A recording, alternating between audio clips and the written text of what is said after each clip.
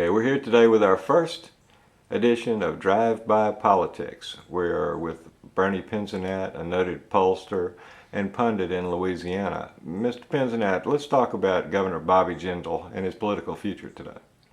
Well, when Bobby Jindal took office, we had an embarrassment of riches.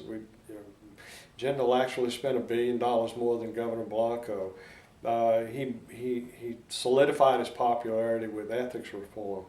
And so, he had a slight stumble with the pay raise for legislators, but overall, Jindal finished the year with you have to say, an astonishingly high popularity. But as we enter 2009, we're talking about a different world. We're talking about a different Louisiana. I'm constantly asked, what do you think about the public's reaction to Jindal traveling in this apparent run for the presidency? My contention is, as long as Bobby Jindal remains 70% popular, he can get away with it. I think the public will tolerate it. But we have a very important milestone coming up again for Bobby Jindal, which is his first legislative session. The last time he had an abundance of money, they spent money again like drunken sailors. And as I said, the question is popularity. Jindal can get away with this as long as he's popular. If there's a problem with this session, if he comes out of it in bad shape, then all bets are off related to Bobby Jindal and Mr. Popularity, Mr. Cannot Do Wrong. Will the public let him continue to do that? I don't think they will. The Bobby Jindal today is in the middle of a balancing act of trying to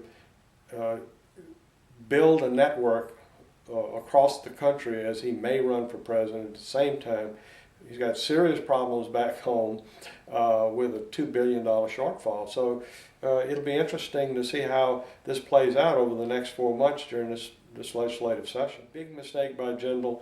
If I were him, I'd start pulling the throttle back on high salaries, cutting back on the number of staff people. I think he needs to look at reducing state employees where possible.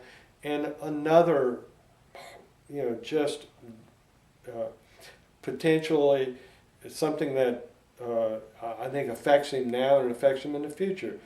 He talks about cutting state employees, and we find out he's hired a whole new slew of state employees. And so if you're Bobby Jindal and you've got this image with the public that you're going to solve all our problems and you're a new, different type of governor, you have to be very careful that you're doing what you say you're going to do, and you can't have things going on behind you that is absolutely in direct contrast to the image you're portraying.